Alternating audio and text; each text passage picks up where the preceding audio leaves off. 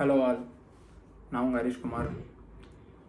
ஆக்சுவலாக நேற்றும் வீடியோ போடல, கொஞ்சம் ஒர்க்குங்க. கொஞ்ச நாளைக்கு ஒரு 2-3 இன்னும் ஒரு வாரம் 10 நாளைக்கு கொஞ்சம் ரொம்ப டைட்டாக இருக்குது ஒர்க் எனக்கு. அதனால தான் வீடியோ போட முடியல. கொஞ்சம் டைம் இது இல்லை எனக்கு, கொஞ்சம் ரொம்ப டயர்டாக இருக்கிறதுனால போடுறதில்ல. மத்தியானம் காலைல வேலைக்கு போயிட்டு வந்து அப்படியே ஒர்க் போயிட்டு வந்து தூங்கிடுறேன். அதனால் போட முடியல. சாரி, தப்பாக எடுத்துக்காதீங்க. கொஞ்ச நாள் அட்ஜஸ்ட் பண்ணிக்கோங்க. யாரும் எடுத்துக்க போகிறதில்ல, இருந்தாலும் ஒரு பேச்சுக்காக சொல்கிறேன். இன்றைக்கி வீடியோ எதை பற்றின்னு பார்த்தீங்கன்னா, ஆக்சுவலாக இன்றைக்கி வந்து ஏதோ டாபிக் பேசலாம் தான் எடுத்து வச்சுருக்கேன். ஆக்சுவலாக சரி, இன்றைக்கி அதை பேச வேணாம், வேறு ஒன்று பேசணும்னு தோணுச்சு. அதனால் மட்டும்தான் இந்த வீடியோ மேக் பண்ணுறேன். ஆக்சுவலாக இன்றைக்கி எதுக்கு இது எதுக்கான வீடியோ அப்படின்னு பார்த்தீங்கன்னா, இப்போது என் பேக்ரவுண்ட்லாம் பார்த்தீங்கன்னா தெரியும். இது வந்து நானாக ஓனாக இது ஐடியா பண்ணி போட்டது. இந்த மாதிரி சிம்பிள் யூடியூபோட அந்த லோகோ இருக்கணுன்றது. சுற்றி இருக்கிறது சரி, பேக்கில் வந்து வேறு ஏதாவது ஒட்டலான்னு தான் பார்த்தேன், ஆனால் ஒட்ட முடியல. அதனால தான் நியூஸ் பேப்பரை வச்சு அட்ஜஸ்ட் பண்ணிட்டேன். இது என் ஃப்ரெண்ட்ஸு நான் முதல்ல யூடியூப் ஆரம்பிக்கலாம் அப்படின்னு சொல்லும்போது அவங்களாம் என்ன சொன்னாங்கன்னா, நீ வந்து பேசலாமா வேணாமான்னு தோணுது. பேசலாம், தப்பு கிடையாது. நம்ம மதன் கோரி அண்ணா இருக்கார்ல, அவரை பார்த்து நீ பண்ணுறியா, அவரை மாதிரியே பண்ணணும்னு நினைக்கிறியா அப்படின்னு சொல்லி என்கிட்ட கேட்டாங்க. அந்த மாதிரிலாம் கிடையாது, ஒருத்தர் மாதிரி இன்னொருத்தர் பண்ண முடியாது. நான் எதுக்காகனா, இப்போ நீங்கள் தமிழில் பார்த்தீங்கன்னா ஒரு சில பேர் தான் இருக்காங்க எல்லா நியூஸையும் படித்து சொல்கிறதுக்கு. அதனால சரி, எனக்கு நார்மலாகவே சின்ன வயசுலேருந்து எப்படின்னா, இப்போது ரோட்டில் ஒரு இன்சிடெண்ட் நடக்குதுன்னு வச்சுக்கோங்களேன். நான் இந்த ரெஸ்பெக்டட் ஃபார் உமன்னு சொல்லிட்டு ஒரு வீடியோ போட்டிருந்தேன். அது வந்து எனக்கு ரோட்டில் நடந்ததை பார்த்தேன். அது எப்பயுமே நான் சின்ன வயசுலேருந்து எனக்கு எப்படி மைண்ட் செட்னா, ரோட்டில் ஏதோ ஒரு இன்சிடெண்ட் நடந்ததுன்னா ஒரு 10 பேரை நிற்க வச்சு அதை கதையாக சொல்லிக்கிட்டே இருப்பேன். நான் ரொம்ப பேசுவேன் நான். அதனாலேயே என் ஃப்ரெண்ட்ஸு என்கிட்ட வந்து என்ன சொல்கிறது, பேசவே மாட்டாங்க ஒரு சில பேர். ஏன்னா ஏதாவது ஒன்று ஆரம்பிச்சிட்டாங்கன்னா அதுக்கு ஒரு பெரிய கிளாரிஃபிகேஷன் கொடுப்பேன். அதனாலே யாரும் பேச மாட்டாங்க. அதனால என்ன நினச்சேன்னா, சரி சும்மா எதுக்கு பேசிகிட்டு இருப்போமே, அதை 4 பேருக்கு தெரியப்படுத்துகிற மாதிரி சொல்லலாம்னு சொல்லிட்டு தான் நான் யூடியூப்குள்ளேயே வந்தேன். நான் என்னோடய இன்ட்ரடியூசிங் வீடியோ ஃபஸ்ட்டு வீடியோலேயே பார்த்துருந்தீங்கன்னா தெரியும், நான் ரொம்ப இதுவாக பேசியிருப்பேன், ரொம்ப தங்கி தான் பேசியிருப்பேன். அதில் கூட சொல்லியிருப்பேன், கிட்டத்தட்ட ஒரு 1.5 years முன்னாடியே எனக்கு இந்த ஐடியா வந்துருச்சு. 5 to 6 monthsலேருந்து 1.5 year முன்னாடியே எனக்கு இந்த ஐடியா வந்துருச்சு.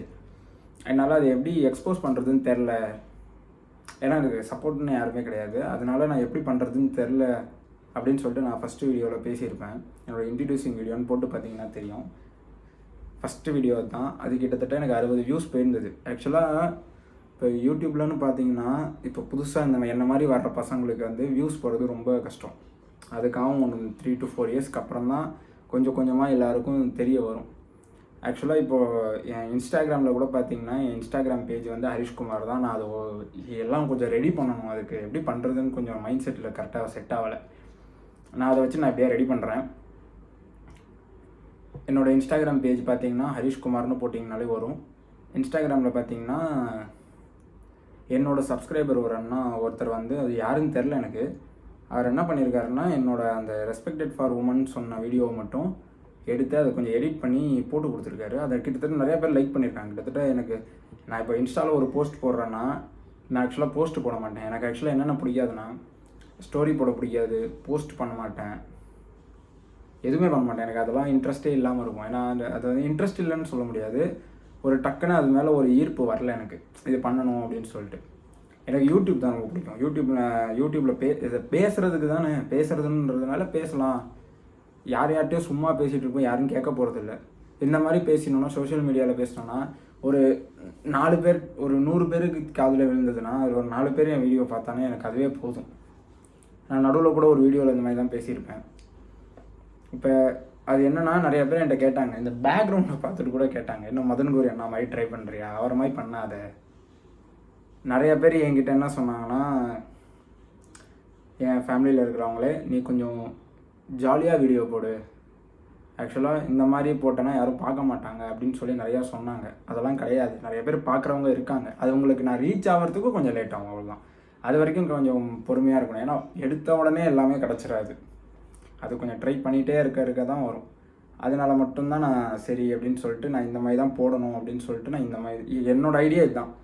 என்ன இஷ்யூஸ் நடக்குதோ, என்ன விஷயம் நடக்குதோ அதை மக்கள்கிட்ட சிம்பிளாக விஷயத்த சொல்லணும் அப்படின்றது தான் என்னோடய ஒரு மைண்ட் செட்டு. அதனால் நான் அந்த மைண்ட் செட் வந்து நான் மாறவே இல்லை, இனிமேல் மாற மாட்டேன். ஜாலினஸ் வீடியோ போடலாம். இப்போது விஜய் சித்துன்னா இருக்கார், அவரை மாதிரிலாம் வீடியோ போடலாம். அது வந்து ஒருத்தருக்கும் ஒன்று டேஸ்ட் இருக்கும்ல. இப்போ அவருக்கு வந்து விஜய் சித்துன்னாக்கு வந்து இந்த மாதிரி விளாக்ஸ் போடுறது, ஜாலியாக பேசுகிறது, அவர் வீடியோ சூப்பராக இருக்கும். நான் நிறையா பார்த்துருக்கேன். ஒரு வீடியோலாம் பார்த்து சிரிச்சுட்டே இருந்திருக்கேன். இப்போது அவருக்கு வந்து அந்த மாதிரி வீடியோஸ் போடுறதுக்கு அது ஒரு மாதிரி குரூப்பாக செட் ஆனாங்க. இப்போ எனக்கு அந்த மாதிரி குரூப்ஸ் யாரும் இல்லை. ஃப்ரெண்ட்ஸை நான் கூப்பிட்டேன். நான் ஆக்சுவலாக அதை தான் ஆரம்பிக்கணும்னு பார்த்தேன். ஜாலியாக உட்காந்து இப்போ நான் யூடியூப்பில் என்ன கண்டென்ட் எடுக்கணும்னு நினச்சேன்னா, என்னோடய ஃப்ரெண்ட்ஸ் 2 பேர் இருக்காங்க கொஞ்சம் க்ளோஸ்டாக. அவங்கள உட்கார வச்சு இப்போ ஒருத்தருக்கும் ஒரு மைண்ட் தாட் இருக்கும். எல்லாருக்கும் ஒரே மாதிரி இருக்குது அதில். அதனால் ஒருத்தருக்கும் ஒன்று இருக்குன்ற மாதிரி இருக்கும்.